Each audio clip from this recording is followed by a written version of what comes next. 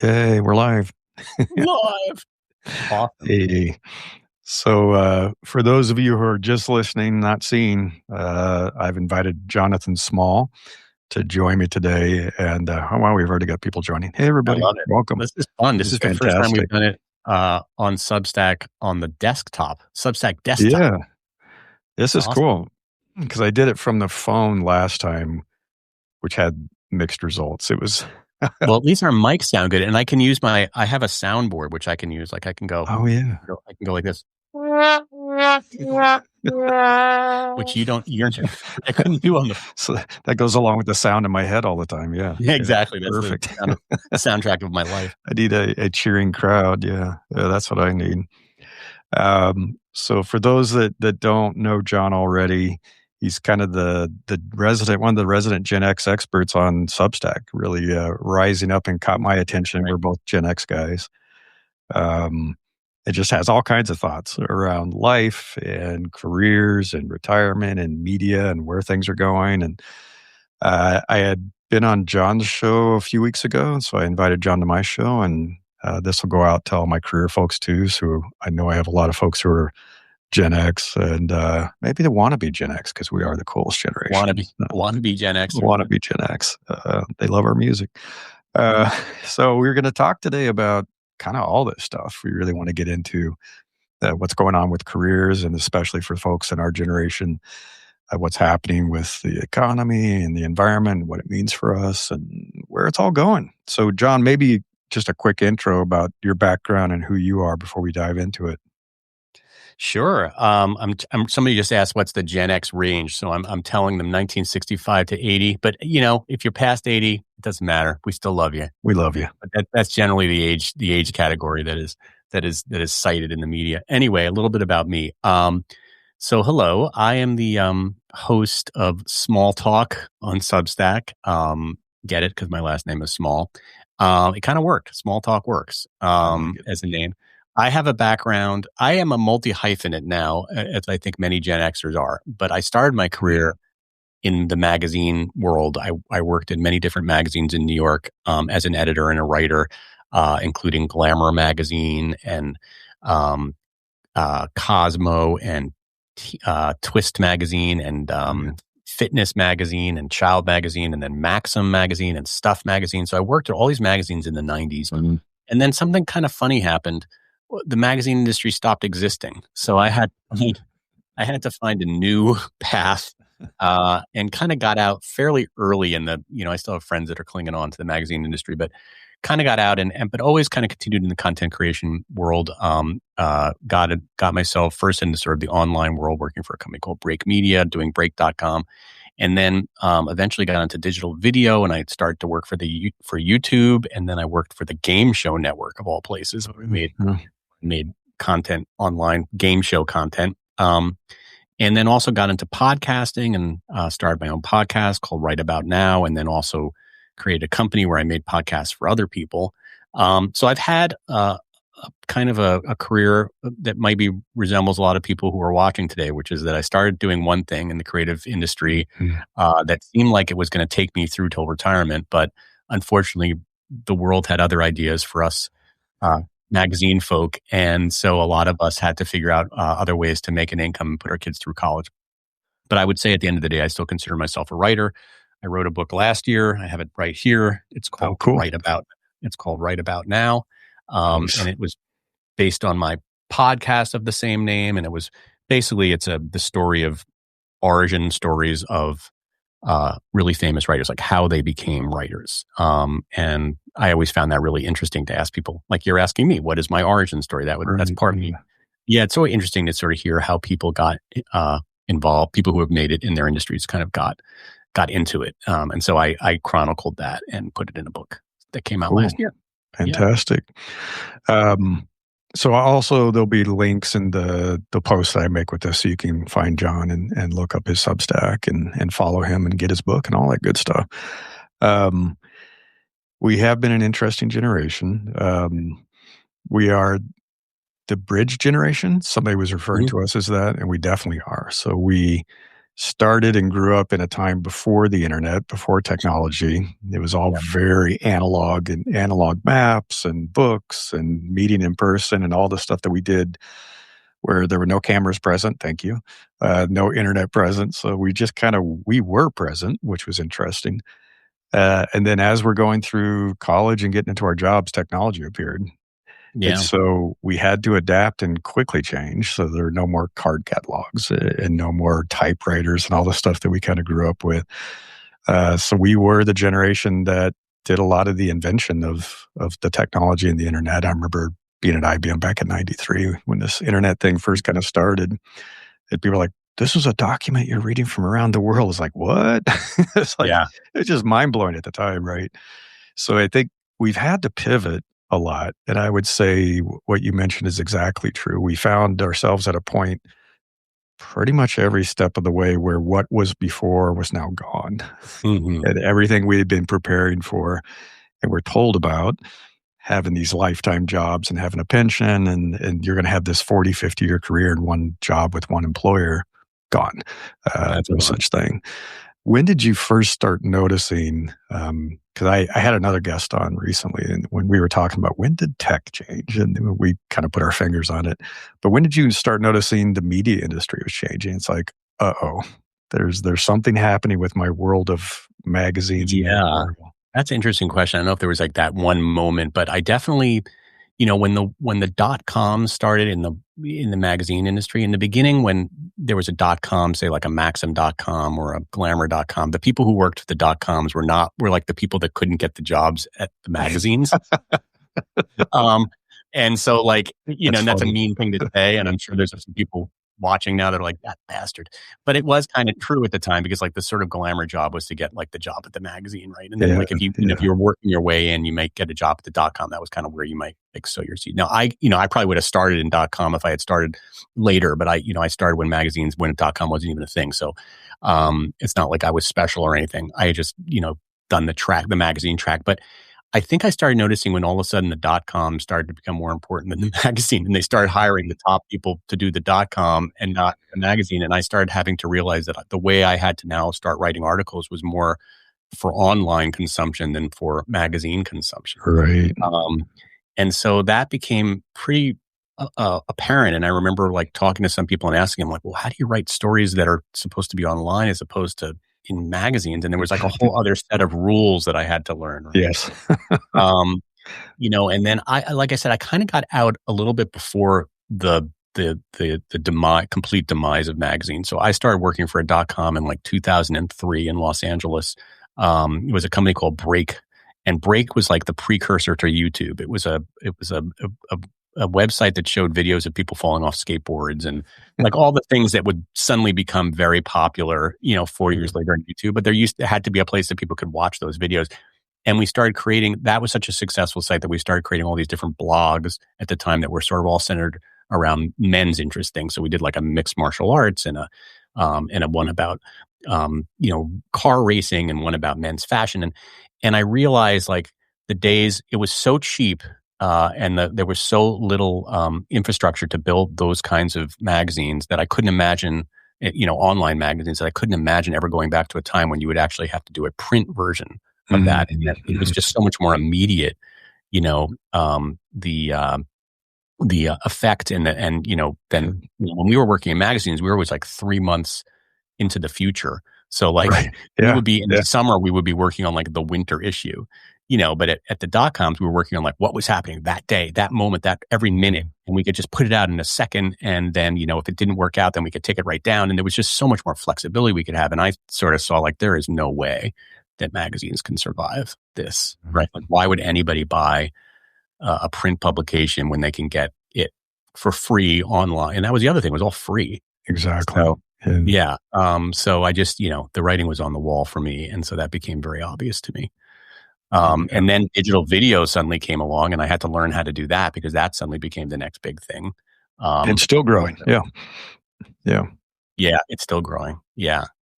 No, it's So, crazy. I mean, similar with the software industry that we used to have lead times of a year, 6 months, where it's like you're working on this project and you're like, this is going to launch in 6 months. And so you're kind of slowly working on this thing. And then there was definitely ebbs and flows. There were cycles. And then this internet thing happened. It was similar where some people were going to Netscape. They were leaving Apple to go to Netscape. We're like, why would you do that? Why would you go to Netscape and this internet Right. thing? It's just so inferior to, at the time, to stuff that could be And at delivered on least people can get CD-ROM. equity in these companies. Some of the people who are smart enough to go and get equity in some of those companies, man, I wish I was one of those guys. Yeah. Why'd I have to be? I always think like, why was I? I mean, I remember funny. It's just today I saw my stock options for break. Like I was going through some old stuff. I was poised to make hundreds of thousands, if not millions of dollars if this company sold, but that was not one of the companies, unfortunately, that sold $10 billion. Such a heartbreaking time. Yeah. It was. No, I was right, obviously before the dot-com boom and crash. And I remember we had been working for a client. At this point, I was independently consulting. I'd already learned that that might be a more secure way to live my life. And they gave us some equity as a bonus, right? So it's kind of on the side.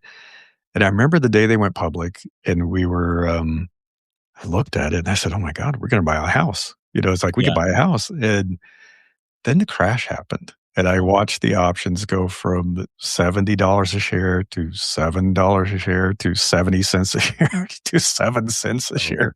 I was like, okay, this is not going to happen. So there were definitely people who got lucky. I mean, a lot of it was luck because we couldn't predict who was going to succeed or not, right? But I think the thing that we did learn, and I've seen with people who've survived through this, is being able to adapt and pivot quickly. I think to be able to read the tea leaves, as you said, saying, the attention and money's going here. Yeah, I better learn about Better go there now, yeah. Right? Of course, I almost feel like every time I go there, then that thing becomes the thing that now we have to leave. So like, I almost feel like, don't follow my lead because, I got into podcasting, which was really cool and lucrative for a few years. And then now it's kind of, it's not jumped the shark, but it's definitely very oversaturated. Now I'm in Substack, which I love and I'm having so much fun with, but who knows when Substack will be the fleeting thing. Yeah. It's so hard. I think the lesson from all this, nothing lasts forever. So that's the thing to remember. It's that concept of something not even lasting forever, but lasting enough, your lifetime or your working life, that's gone. It used to be a thing, and you could make a bet, go with it, and be like, I can get through 40 years of this. Then it was like maybe 20 years of this. Now it's like maybe a year if you're lucky. It's like AI is the new hot thing. That's why it's good to have a lot of things going on. Try to have a few things going on. I think so. Rather than just like one thing. So how do you approach that? Because you do have a lot going on, and I do too. It's like, I think it's almost like somebody had described it as a multi-potentialite, which is a nice way to say ADHD. But you jack of all trades, master of none. Yeah. Break to make a living. Yeah. There's some nice euphemisms for it. I call it survival. I guess I've become sort of an example of somebody who tries to do a lot of things at once. And it's funny because I just recently, there was a prompt, I think I put it on I think I told you about it and you put it on your chat GPT where it said like, what am I doing wrong? Like where are some of my blind spots? Yeah, where are my blind spots? Yeah. Yeah. And of course it said, you do too much. It probably told everybody that. It's like but it's like you're trying to do too much at once, which is, a good thing and a bad thing. So, I mean, what am I doing now? I mean, at any given day, I'm doing copywriting for, advertising companies or for brands. I've got some clients in my podcast business. I started a podcast business during COVID, which was a great time to start a podcast business, by the way. A lot of people wanted to make podcasts during COVID, but then COVID stopped and less people wanted to do podcasts. But I still have a lot of clients from that time in my life, one being SAG-AFTRA, which is a great client, which is the union, and some other higher brands and stuff like that. And then, I teach writing. I sometimes do some coaching and consulting. And I do my Substack, which I really enjoy. Still trying to kind of figure out how to monetize the Substack. Enjoy creating it. What else do I do for a living? I DJ. I actually have a business DJing, which is something that I did literally when I was 18 years old, and it's come back because it turns out there's quite a demand for people who play the music I play, which is like 80s and 90s clap. Yeah. So I'm making it work. It is a little bit of a house of cards. I feel like if one of these jobs should fall out, then I'm like, oh boy, that's I got to figure out how to fill in that hole. And then I should say that I work a lot for Entrepreneur Magazine. I do actually, even though I never, I thought the magazine publishing was gone forever. They actually still hire. They actually still have Yeah. a public. They have a print magazine. And so I do a lot of work for them. But yeah, so it's just a lot. It's like using all the skill sets that I have and trying to just kind of put them in lots of different buckets. And I think that's kind of important that we do that. I mean, the one thing I learned a few years ago is that the days of me just sending a resume out and then Mm, in for a full-time job are gone. I think. right. I mean, maybe there's an exception, but it just didn't seem like it just seemed like such a waste of time. I wasn't getting any response. I knew that I was overqualified for some of the jobs I was applying for, but I just felt like whether it was ageism or, whatever it was, I was not getting the calls back. Yeah. Yeah. And I had to adapt. Like you said, we're adaptable as Gen Xers. And I try to tell my friends who are Gen Xers, like, don't play that game anymore. It's not going to work. Right. Right. Maybe in the 30s that would work, but it doesn't work anymore. And so, Yeah. I think that's a great point. I know you've had some other guests that have talked about this too. That's like, the ageism is real, whether it's a little subtle or very overt. yeah, But they have legal teams that make it very careful how they do yeah, that now. But that is the reality. And I think the worst thing to do, that's hard, I know, for the folks listening, is to cling to what you know and cling to the past. mm, And I know some people that were in the media business, print business, that they held on with their fingernails to the very end, and then they found themselves unhireable. They're like, yeah, I can't get a job because I have no web experience. I have no design online experience. And they were right, kind of left afloat. And I think that's the thing. I call it the canary in the coal mine. So I wrote an article about this, and I said, there are really smart people at your company or in your circle. And I'll never claim I'm that person, but there are really smart people who seem to predict the future pretty well. And they seem to be very connected, and they kind of know where things are going. So I call them the canaries. And so I picked my canaries. And when I was in a company, I had a canary, and I mm, watched them. And right. when I see that person leaving and getting in a lifeboat and going somewhere, I'm like, it's time to go. Somebody And knows. inevitably, it would be time to go. That company was going to fail in about a year, or at least become kind of irrelevant. So I think that's true. Is the worst thing to do is try to cling to the past. And that's a danger I think people get into as they get older, is like, well, this is what I know. It's what I'm familiar with. And I can't learn new things. And And it's not true. there's also the golden handcuffs. Some people who are Oh, in sure. jobs right Yeah.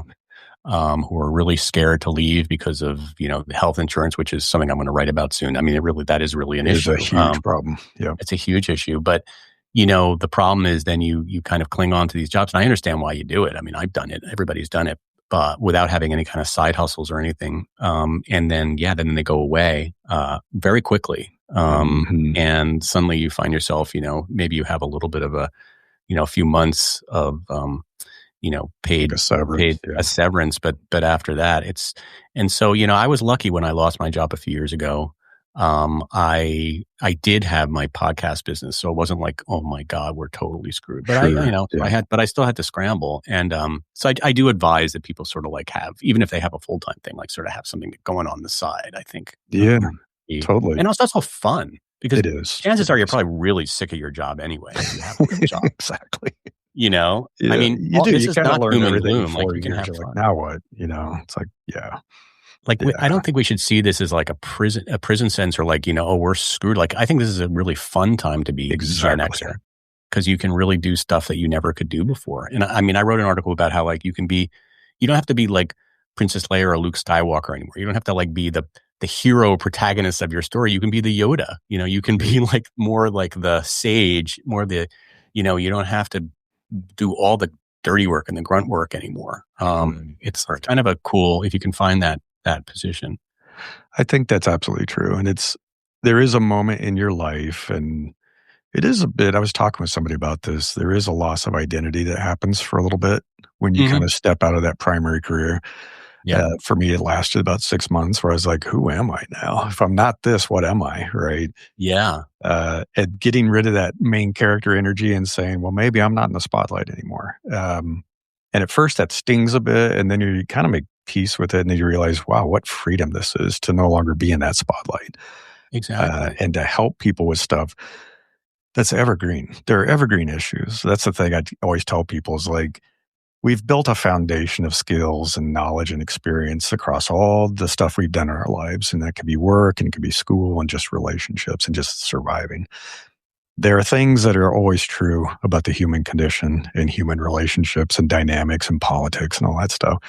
And you've navigated it, you've survived it, you've recognized some of it. And so there are younger people that could use some help with that.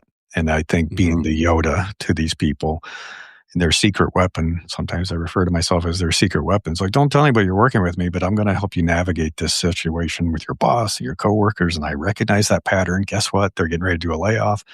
Yep. We see it and we know it. And now we can kind of reach back and give some help and help people navigate this stuff. And I think it's an interesting place to be, and it's a very fulfilling place to be. Um, and I think there's also, as you said, a chance to come full circle. And what I've Mhm. been finding in my own life is there are things I gave up in my teens and Yeah. 20s, like, that's not going to make money, so I can't do that anymore. Give up on it. You're too busy. Well, now we're kind of coming back to it and doing things like writing. I've been writing Yeah. fiction and poetry and learning to play Writing things you guitar never wrote again. before. Yeah. Yeah, it's You really for you taking fulfilling. taking beautiful walks and chronicling it Yeah. on your Yeah.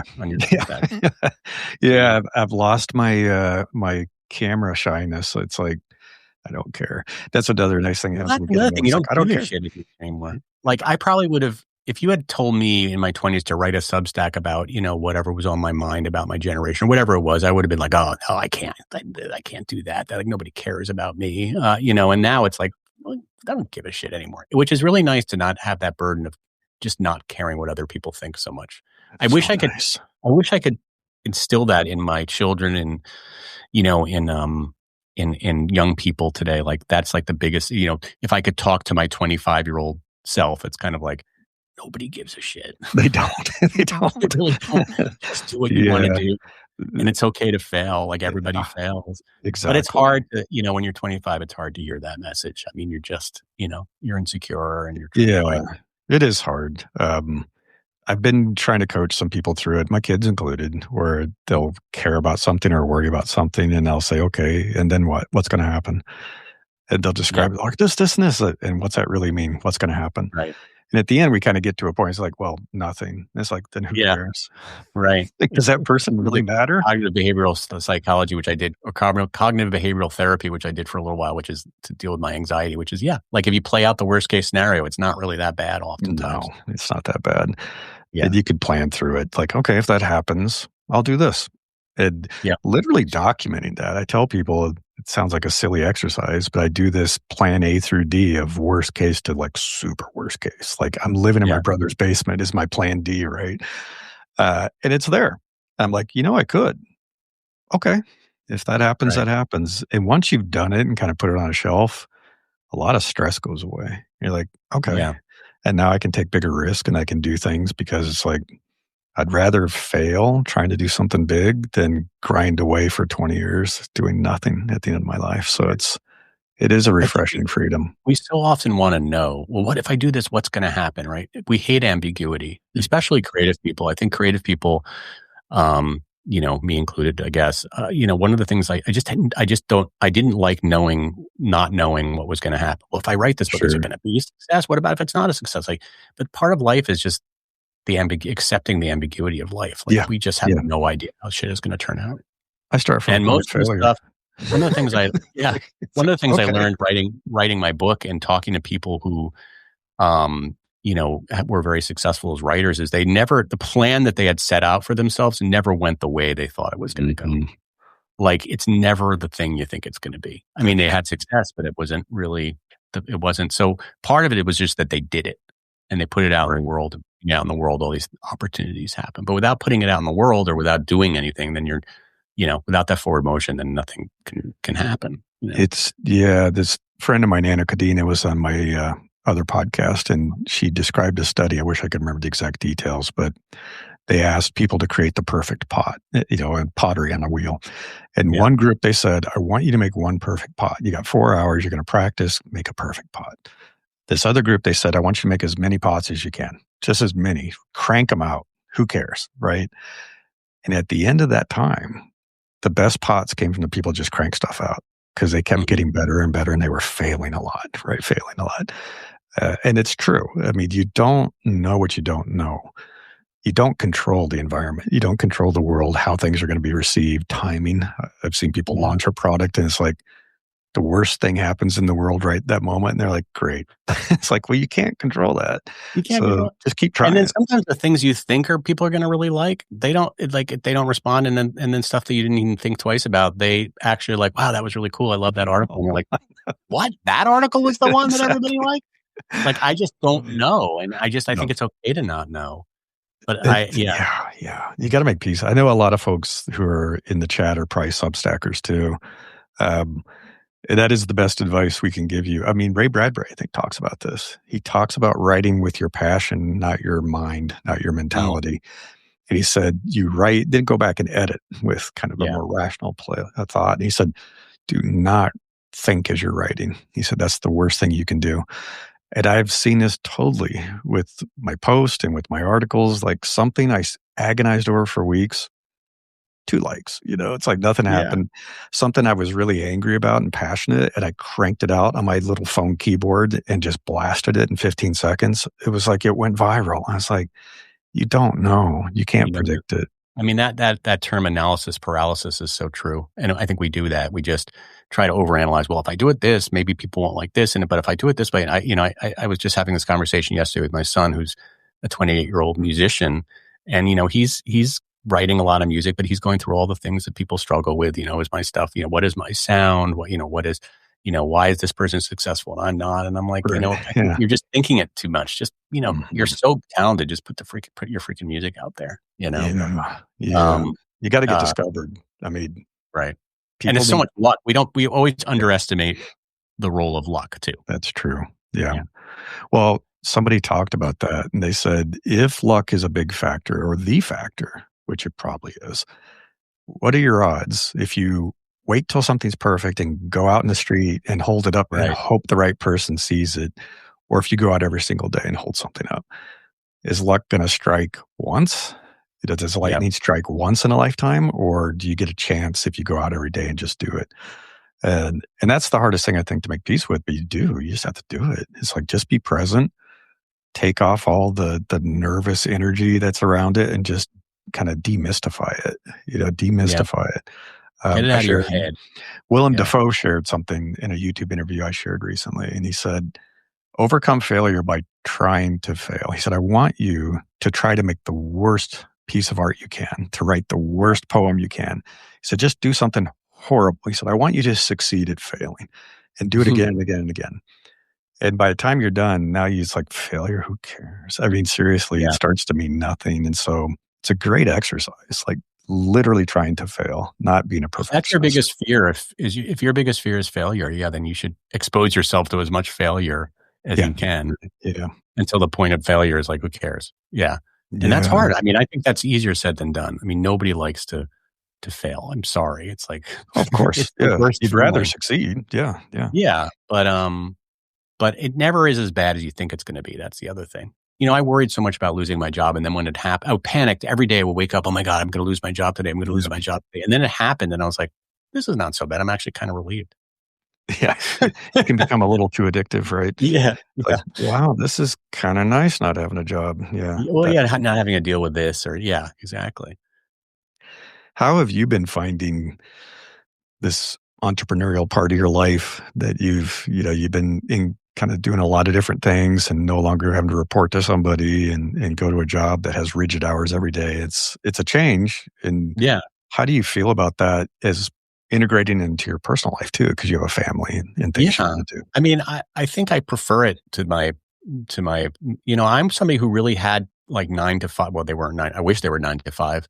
I had full time, office jobs most of my career. Like when I would go into the Mhm. office, I had a boss and and then eventually I became the boss. Like So I had that life. I was not really a freelance entrepreneurial type of person. So this did not come naturally to me. Like I had to figure out how to do this on the fly. How to run a business, how to be my own business, Right. and that has been a real like learning challenge for me. But part of me, I take classes. I learn from people like you. I mean, I learn, I'm just constantly learning how to do it. And now I wouldn't really want it any other way. Aside from I do worry about money. I mean, everybody does, but Sure.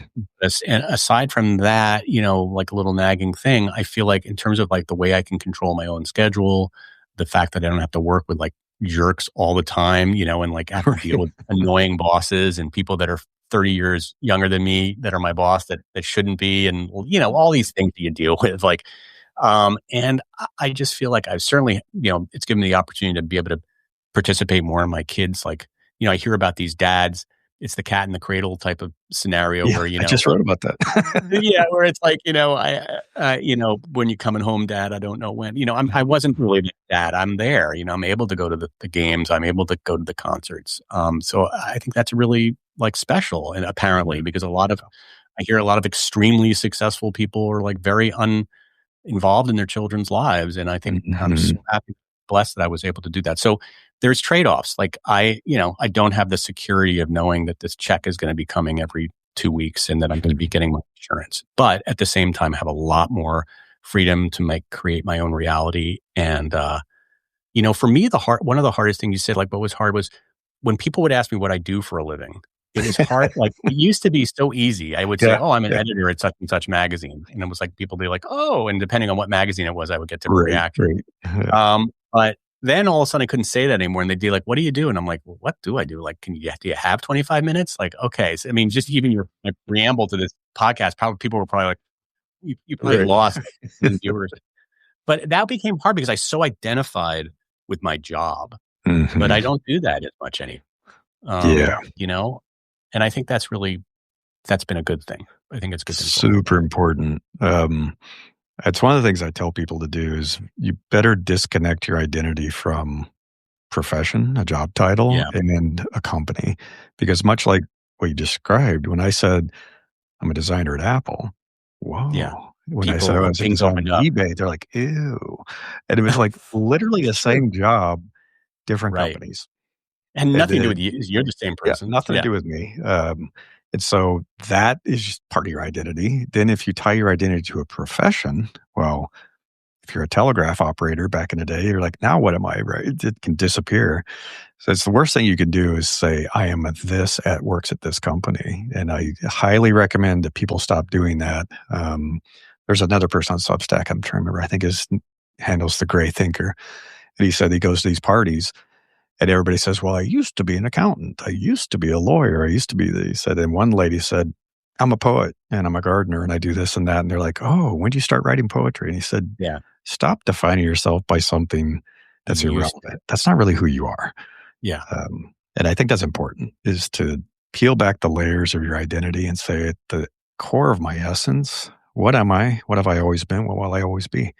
That no Right. one else controls. It's not an easy exercise. I'll be honest, but so important to get to the truth of that because then your confidence is unshakable. It's yours. Yeah. Yeah. It's yours. Right. Well, that's So good. I got to write that down. your You got meetings. good So, stuff. well, this is the thing I would encourage everybody to do, and I'm an introvert. I don't think John is. T- I'm more of an introvert than you think, but I'm probably less introverted than you. Like I'm yeah. not, I'm socially, I'm definitely, I guess I'm an extrovert, but I don't like big parties. I don't like, Okay. Yeah. I can't figure that out. Like I have a little bit of social So you anxiety. might be an ambivert. Yeah. Is Yeah. that an ambivert? Okay. I Yeah. like that. Anyway, what were Yeah. you going to say? But I think one of the hardest things, especially in this day and age, is trying to maintain kind of connecting with people, networking. And if you live somewhere remotely like I do, it can be really hard. And if you no longer go to an office, if you're working remotely, you're independent. The thing I would encourage everyone to do, even if you do go to an office, is like start connecting with people that you would never interact with every day in the office and start networking with people like John that I've met. He has a wonderful community. He's building a bunch of Gen X people from all over the country, I think Yeah, the that's been world. really fun. Yeah. So much fun. And we do a call every couple of weeks or so. It's amazing. I have a friend in Costa Rica. I have a friend that's in Europe. I have, and so connecting with people really broadens kind of your horizons and gives you more ideas. And I think the partnerships is important because it brings in a new perspective that you wouldn't have from your background. And I think you're doing a bit of this too, right? You're connecting with a whole lot of people. I see you on a lot of lives, and doing a lot of Yeah, I mean, podcasting with folks. I would go crazy if I wasn't connecting. I guess maybe that is the extrovert part of my personality, but I do work from home, right? And it's like basically I have interaction with my cat most of the day. I don't mind, but she's not a great conversationalist. So I like to get out there and I like to meet people. And I do find that when I meet people, there's always kind of cool things come out of it, either for them Yeah. or me or for both of us. And so I'll take meetings. I'll just talk to people, especially people who are sort of in a similar situation than I am. I mean, it's not always sort of like an opportunistic thing. Like it's Yeah. just Yeah. help It's just talking. fun. Yeah. And so, yeah, so I do, and I have really heard pretty loud and clear that there's kind of like a bit of a loneliness epidemic generally in general in the world. But I Yes. think certainly in our generation, especially with the kids growing up and moving out, seems a lot of guys, surprisingly, are feeling this even more than women. Women are, I think, in a lot of cases, better at this than guys. But, just in terms of forging like community and having lots of friends. And, a lot of guys find like their kids grow up and then like their only friend was their partner, and they're like, Yeah. and then they don't have a job. And then so they don't have their office friends anymore. And they just feel really like alone. And so I am trying to foster a kind of sense of community. I mean, there's one thing we do all have in common. We're all from this, in my case, a lot of people are from my generation. So we have a lot of the same cultural references and a lot of the Mhm. same and thoughts. And so it's, we're not cookie cutter people, but I think there is some sort of power in being able to talk to people who can relate to your situation. Right. There's something very And your movie freeing. quotes and jokes, yes. Yeah, right. I love that I can make a reference to something and people know what the hell I'm talking about. I was like, what did I say? Like, I said something the other day to a coworker of mine that was like a Gen Z or something like, for those keeping score at home or Oh, something. I right, just made yeah. a David Letterman reference, right? And like, she would never know. I mean, what the hell I'm talking about, I know, like yeah. that's my humor. Yeah. And it's like, I don't have to watch humor as much anymore. I've seen an interesting I don't know if it's a pendulum swing or a full cycle, right? So as you live long enough, you start to see things repeat. And I remember way back when the internet was starting, it was all client server. You had these headless terminals and it was all in the cloud. We didn't call it the cloud. And then the cloud showed up. They're like, this is revolutionary. It's the cloud. I'm like, yeah, we had that. It was called client Yeah. server. And sure, Right. there are small differences, but there's a lot that repeats itself. What I'm starting to see, which is interesting, so I think we started with everybody had their own website and blog and their online Mhm. magazine, much like you had Right. experienced. Then social media rose up and everybody said, well, instead, we're going to have a Facebook page and we'll be on Twitter and we'll be here. And we can't have our own presence because no one wants to go to a walled garden anymore. And Yeah. so that's declined and they started laying off people. Now there's this interesting swing coming back that I'm starting to see that major companies and media outlets are wanting to recapture their audience. They're like, Mhm. they're going to start doing their own video. They're going to start Yeah. doing their own this and that because they've realized, as we all have, that you can't trust social media because now they're like, well, if you want your audience to see this, you need to buy ads. And that's still Especially not a guarantee. And also the way AI now with search, you're not going to be found, Yeah, right? The way search works. So yeah, like the old days, you could depend on search engine optimization, but now the right. way Yeah. AI works, it's not even sending you to so you have to own your own content and you have to be a Yeah. destination that people want to go to. So I think stuff like Substack makes that even more important. And I've been beating this drum because I've been on Substack since it first launched. Own your audience, you know. Yeah. Even if you're a career person and you have a job and you never intend to start a business, it doesn't mean you won't need to find a new job. And it doesn't mean you don't need to connect with people and build a network. So finding a way to build community, own an audience, and not be dependent on social media, which we've now finding out isn't so good for our mental health, super important. Super So important. important. So important. And, I think a lot of us struggle with, because we come from a generation where it was like kind of uncool to be braggadocious or to be kind of like Yeah. front and center. Like you didn't want to be an egomaniac. I think some of us are not always so comfortable with like Yeah. owning an audience or, being a thought leader in some way or, or putting ourselves, doing something like this, like saying, hosting a podcast or whatever. But I think get over that because it's kind of like, even if you're a kind of a shy, I mean, you said you're an introverted person. I Yeah. think this is the way, unfortunately, people are communicating now. And so it's important to sort of understand a little bit about the different platforms that you can be. I'm not saying you should become a TikTok star, but, I think if you want to reach people, especially if you're trying to get your, if you are like a writer or trying to get your work out there, it is important to kind of like not be afraid to I don't know, toot your own horn or just be out there a little bit more. Yeah. Yeah. That's been hard for me. I mean, It's hard. I'm not natural. That It is not a hasn't been for natural. me either. It's been a challenge. Probably why I came so late to it. Mhm. What I try to tell people is focus instead on the work, the product, not Right. yourself. Not yourself. So share whatever it is, share the useful information. If you're a fiction writer, share your stories, your poetry, whatever it might be. Um, Focus on that. And so you're just bringing it to people. And somebody I remember said this, and it was interesting. They said, if you've ever had the experience where your advice has helped one person, and I'm sure we all have, that they're Yeah. like, you're really doing a disservice to the world by not sharing that because do you really think it's just one person who could benefit from that advice? Right. Thousands, right? Thousands of people, millions if you really have good advice.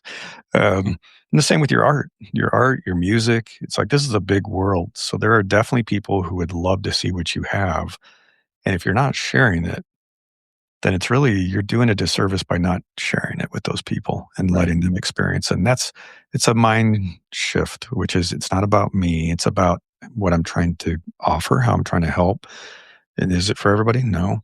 But can it help some people? Sure. Okay. If Right. that's so, then I should put it out there. I really should.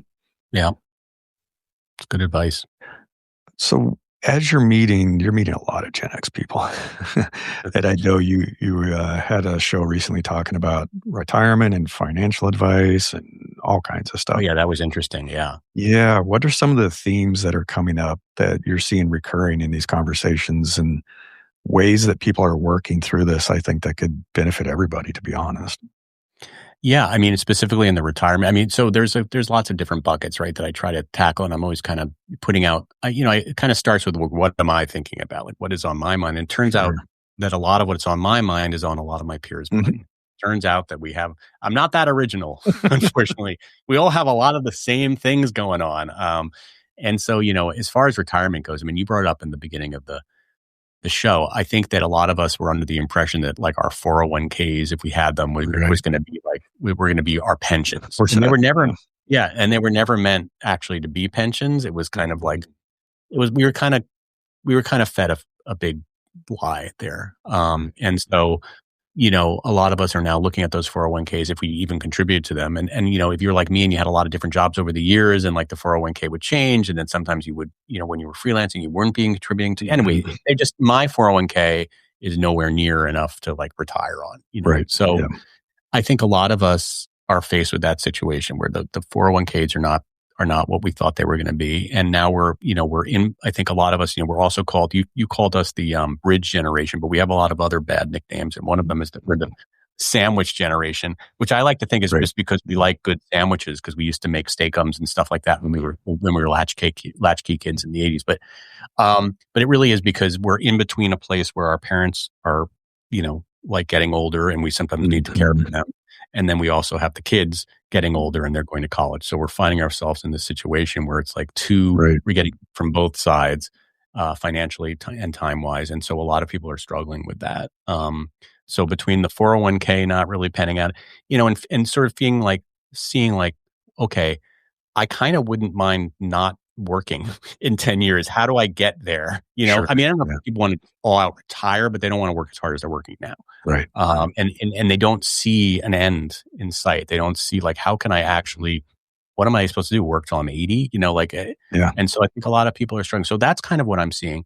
This is the negative side. I think one of the things that's been really encouraging for me to see is that even though a lot of us are going through that, we are incredibly resilient as a generation. And we have seen this movie before. Like we Yeah. kind of went through this when the web came, web 2.0 or whatever, the web.com, the dot-com Right. boom. Yeah. And then we saw, with the recession in 2008, and then, AI has now come and told us that it's going to take all our jobs. So we have been, and, we were even, again, like, to even go back even further, like, from analog to digital, and, I mean, all these different things that we've gone through, we've seemed to have always weathered the storm pretty well. And so I think we definitely have what it takes to get through it. Now, are we tired? Yeah, a little bit. Like, enough already. Can something just stay the same so we can enjoy our just life just for once. 5 minutes? Yeah. Um, but it is encouraging to see that our generation, and we also still have like a sense of humor about it. Like I think we have a really good sense of humor, Gen X, and a good sort of sense of self-deprecating humor, maybe too much self-deprecating. We don't take ourselves as seriously as maybe some generations that have followed us. Not to be mean about, because I love our fellow generations, but um, yeah. Somebody said we are the Chumbawamba as a generation. We get knocked down, but we see. I love that. I Oh, I love that. understand that reference. We get knocked down, we get back up again. We're also the Chewbacca, whatever that means. It just looks like Chumbawamba, but it's totally awesome. Yeah, we are totally the Chumbawamba, and so this too shall pass. Like, we are going to get through this. I mean, it helps, maybe to listen to a podcast like this and hear what other people are doing. I mean, I Right. think I Right. find comfort in hearing. That's why I have people on my show. I mean, part of it is to share it with the world. The other part of it is, like, I'm in real time figuring out my own life, Sure. Yeah. meeting people like you, meeting other people who are finding, a kind of a second career, who have already had success in their first career and are kind of reinventing themselves and finding a second career. It's very inspiring to me. And so I think, kind of what we're doing is important, is to just talk to as many people as you can, and to kind of, and not be afraid of reinventing yourself at the age of 55 or whatever it is you are. And not, not having to, like, do a full sale rehaul of your life, but just, Sure. figuring out what's that next chapter going to be? What's chapter 3? And chapter 3 it's always the most exciting chapter. I mean, I don't know, it's, in the Heck movies, yeah. when all the good stuff, you know, you've Exactly. gone through, if you're following the hero's journey, chapter 3, the last chapter, the final act is, well, I would say the final act, because the final act's probably act 5, but we're over the hardest part, hopefully, at this Right. point. Right. And Yeah. now we're in the sort of stage where we're the hero's journey. We're on our way back to the place where we came with more knowledge. That's what it You know, feels like. That's what it feels like. yeah. It's almost like, I mean, I know we say things like, "Boy, I wish I could go back and tell my 20-year-old self this advice," whatever it might be. And the funny thing is like, well, you have the ability now. It's like, Yeah. what is it that you wanna do? And I think that's the hope that I feel, is like, I feel this really weird excitement of returning to things I set aside for 20, 30 years, where it's Mm, like, "Okay, I wasn't gonna do this. I'm not gonna be able to read this. I don't have time for this kind of fun." Now I'm like, "Why not? Why not return yeah. to it?" And then, finding creative ways to make a little money here, a little money there. I think that's the thing that's a mind shift, which is very different than our parents, the boomers, very different than initial Gen X, where it's like, yeah, we have a job and then we go to another job and another job. But now it's like, well, what if that isn't how you make money? What if you don't make a living this way? I think Daniel Pink talks about that. But it's like, we're all going to become entrepreneurs in some sense.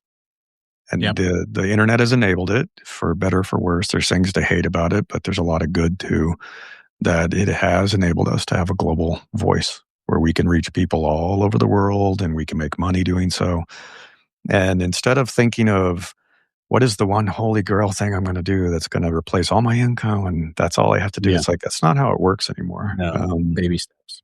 It's baby steps, it's multiple income streams, and it is doing more of what you really enjoy. And hey, if it makes money on the way, fine, right? Whatever it might be. But finding creative ways like you're doing, I think you're doing some consulting, some coaching, advisory work, writing, similar. I'm doing a lot of that too. And I think what's interesting is I no longer put the pressure on any one of those things to be 100% income for me. And I Right. used to. I used to. And now it's like, okay, it isn't. And that's okay. Yeah. It's 20%. Then what's my next 20%? I'll find another thing too, and And keep maybe one doing of that. those things will take off in a way that you didn't realize. I Sure. mean, I think you Yeah. just don't know. Um, I think the trap we fall in is trying to like figure all that out in our heads and not just doing it. And I know this is kind of a recurring theme of this talk, but it's like, I can't tell you the amount of ideas I've had that never see fruition because they're kind of stuck in my head. Hey guys, I'm on a podcast. I'm sorry, I'm doing a podcast. Big surprise. Sorry. Like, yeah, this is live. This is live. What it's like. It's like the guy doing the TV interview. His kid comes dancing in. Yeah, it's like his kid comes rolling in. Like, the weird thing is that was my cat, which is weird that I didn't know she knew how to knock like that. But she gets really upset.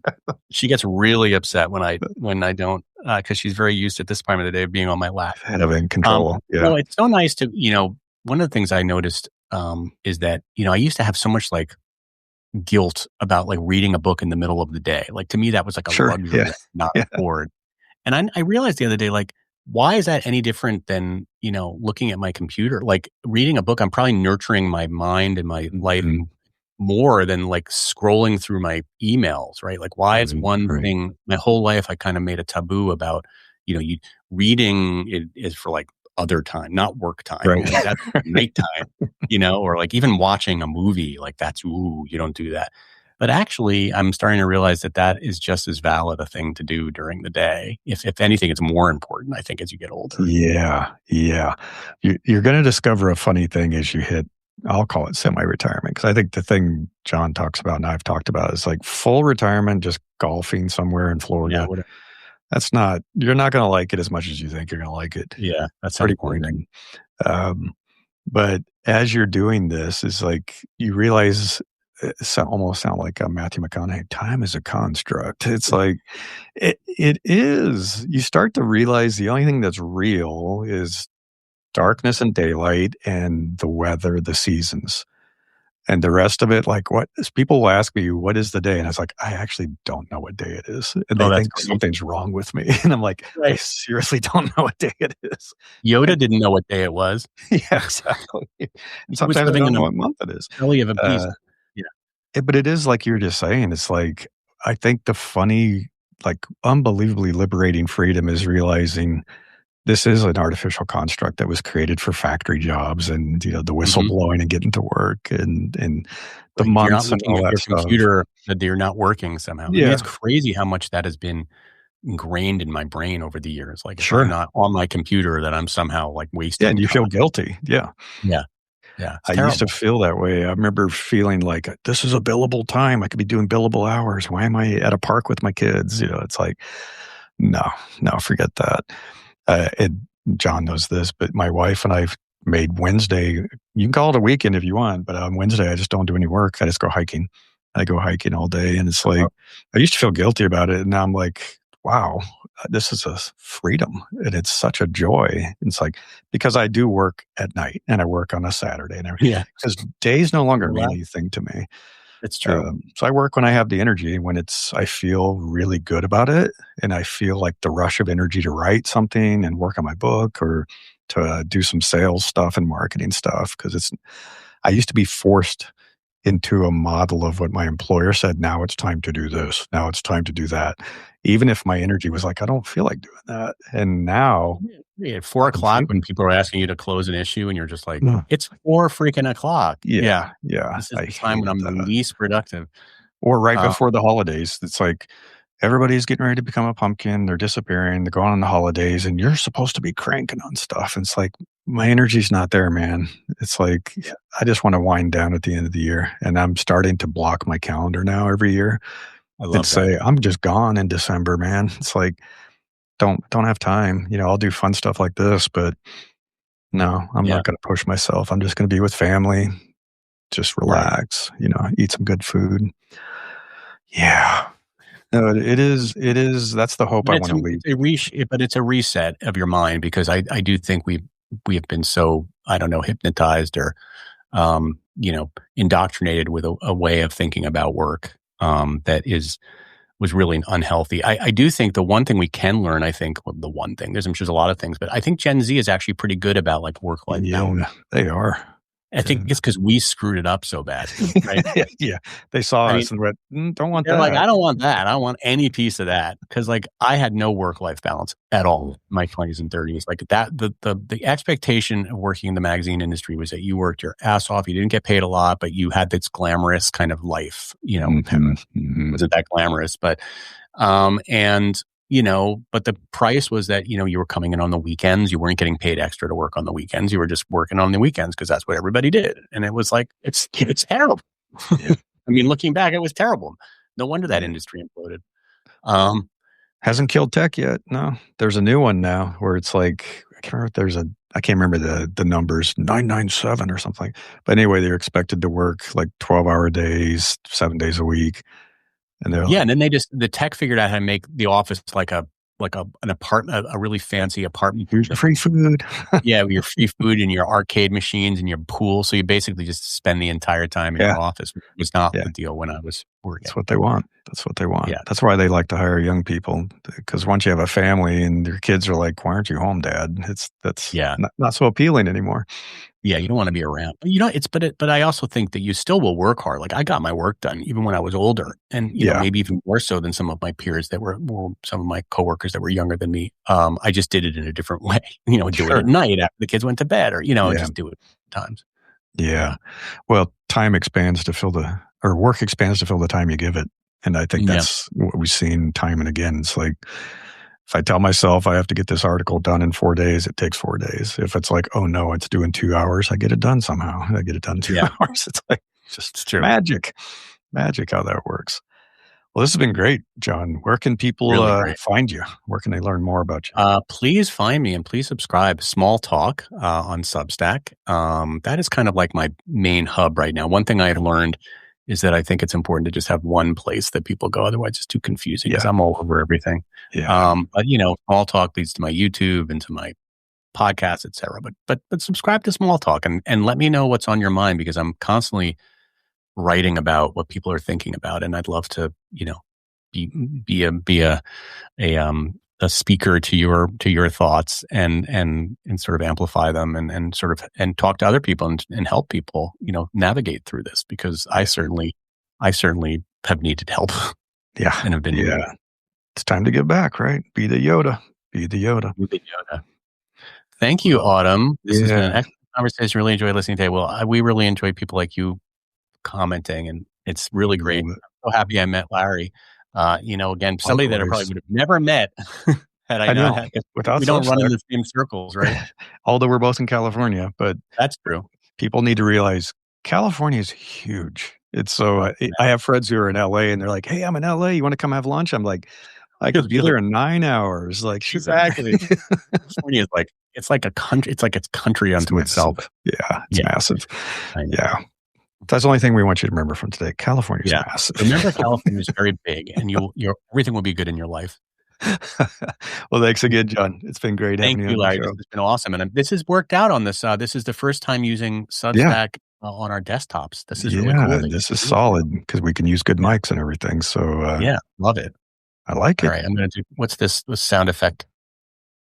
Oh, yeah. See. That's the applause. The crowd loves us. The crowd loves it. The crowd goes wild. Love it. The crowd goes wild. All right. Have a great day. Thanks, everybody. All right. Everyone. Bye.